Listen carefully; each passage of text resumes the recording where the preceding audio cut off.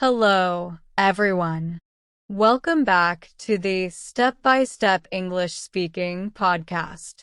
I'm Anna, your guide to improving your English speaking skills, and today I'm joined by my co-host, Mark. How are you doing, Mark? Hi, Anna. I'm doing great, thanks. Hello to all our listeners out there. I'm excited to dive into today's episode. We're going to focus on improving your English speaking skills, step by step. That's right, Mark. We're excited to bring you an in-depth conversation on how to improve your English speaking skills, especially if you're learning on your own or just starting out. We'll cover everything from the basics to more advanced tips, so there's something here for everyone. Ready to get started? Absolutely. Anna, let's kick things off with our first step, building confidence in speaking. This might seem like a big hurdle for many learners, but trust me, everyone can do it with the right approach.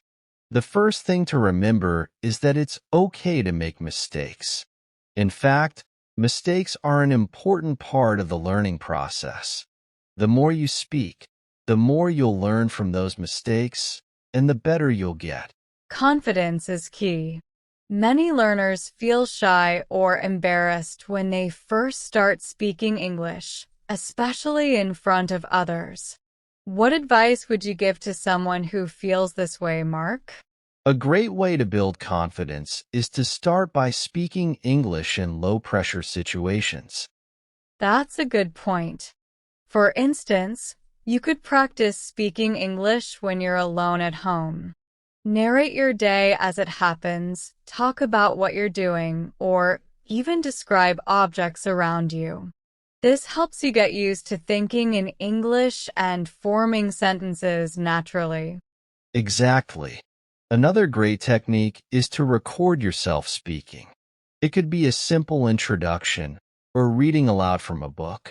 Listening back to your recordings can help you identify areas where you might need improvement, like pronunciation or fluency, and it's a great way to track your progress over time.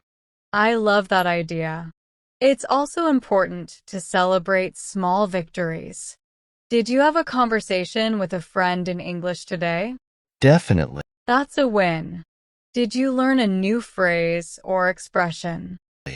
And speaking of phrases and expressions, our next step is all about expanding your vocabulary. Anna, how do you recommend learners go about this? Vocabulary is crucial. One effective method is to learn new words and phrases in context. Instead of just memorizing isolated words, try to learn them as part of sentences or conversations. For example, if you're learning the word opportunity, you might use it in a sentence like, I had the opportunity to travel last summer. This way, you're not just learning the word, but also how to use it naturally in conversation. That's a great strategy. I'd also suggest focusing on high-frequency words, words that are commonly used in everyday conversation. Once you're comfortable with these, you can gradually expand your vocabulary to include more specialized terms based on your interests or professional needs. Exactly. And don't forget about phrasal verbs. English is full of them, and they're used all the time in both spoken and written language. For example, pick up, turn on, give up. These are just a few phrasal verbs that you'll encounter often. Learning them will make your speech sound more natural and fluent. Phrasal verbs can be tricky at first, but they're really important for achieving fluency. Another tip for expanding vocabulary is to read as much as possible. Books, articles, blogs, anything that interests you. As you read, try to guess the meaning of new words from context, and then look them up to confirm your understanding. Reading is a fantastic way to see vocabulary in action. And speaking of seeing things in action, Our next step is to actively engage in speaking practice with others. This is where real improvement happens. Mark, do you have any suggestions on how learners can find opportunities to practice speaking English? Absolutely. If you're learning on your own, one of the best things you can do is to find a language partner. This could be someone who is also learning English, or a native speaker who wants to learn your language. There are many language exchange apps and websites where you can connect with people for free. Another option is to join an English speaking group. Many cities have meetup groups for language learners, and there are also online communities where you can join group conversations. These groups often focus on casual conversation, which is a great way to practice in a real-world context. Yes, language exchange is a wonderful option. You can practice speaking in a relaxed environment, and since both of you are learners, there's no pressure to be perfect. You can help each other and learn together. And if you're feeling shy about joining a group, start by participating in online forums or comment sections in English. It's a good way to practice writing in English, and you can gradually build up to speaking in real-time conversations. Another fantastic method is to join discussion groups or book clubs focused on English. In these settings, you'll have structured topics to discuss, which can help guide your conversations and make speaking practice feel more purposeful and less daunting. That's a great idea, Anna. And when you do practice speaking, try to focus on fluency rather than accuracy at first.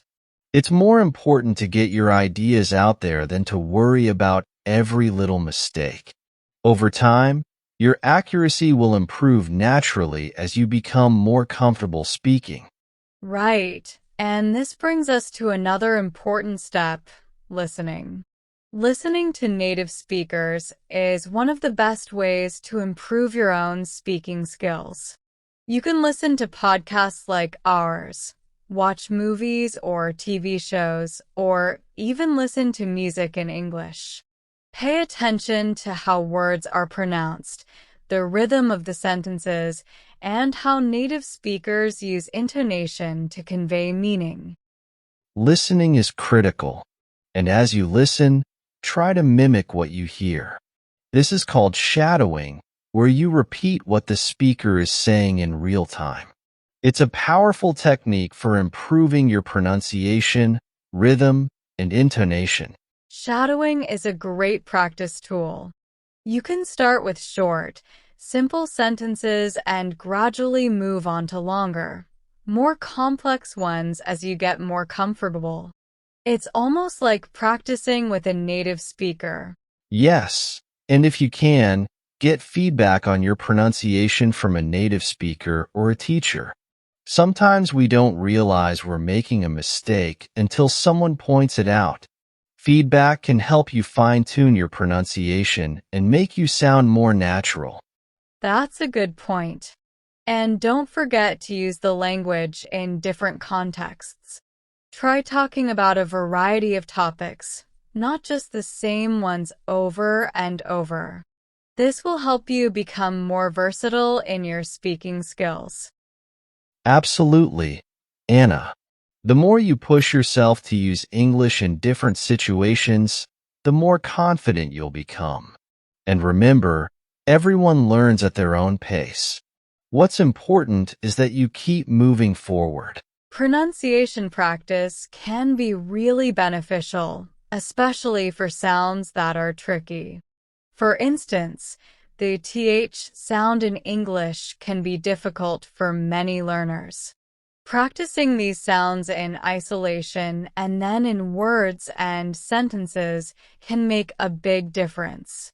Another important aspect of pronunciation is intonation. English speakers often use intonation to express emotions or emphasize certain parts of a sentence. Practicing with varied intonation can make your speech sound more natural and expressive. Those are great steps, Anna. And for our listeners, remember that consistency is key. Even if you can only practice for a few minutes each day, those minutes add up over time. The important thing is to keep going and not give up. Definitely. And speaking of feedback, it's also important to be patient with yourself. Language learning is a marathon, not a sprint. It's okay if you don't see improvement overnight. The key is to stay consistent and keep practicing. One way to stay motivated is to set specific, achievable goals. For example, aim to learn and use 5 new words each week or have a conversation in English every day. Tracking your progress and achieving these small goals can keep you motivated and help you see how far you've come. Another key aspect is to immerse yourself as much as possible. Surround yourself with English through movies, music, podcasts, and conversations. The more you immerse yourself, the more natural the language will become. So, to summarize our discussion today, here are the steps we've covered to improve your English speaking skills. 1.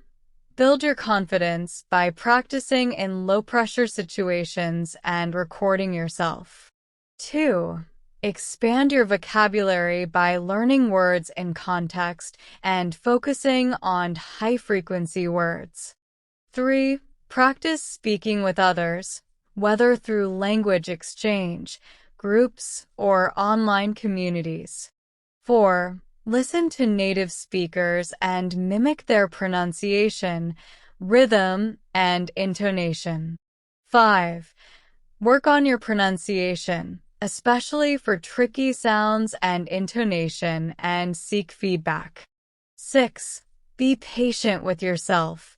Set achievable goals and celebrate small victories along the way.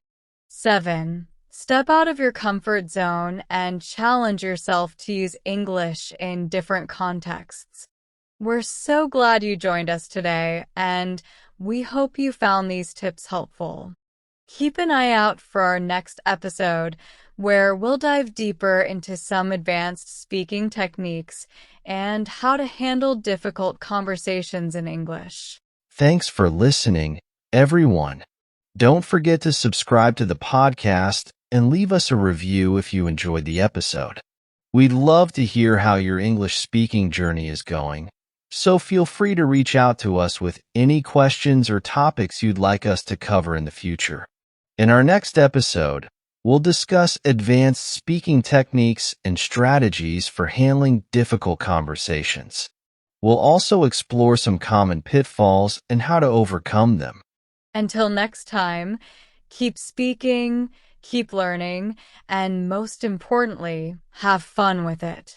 Stay tuned for more tips and insights to help you become a more confident English speaker. Keep practicing, stay curious, and remember, every conversation is an opportunity to learn and improve. See you next time. Goodbye.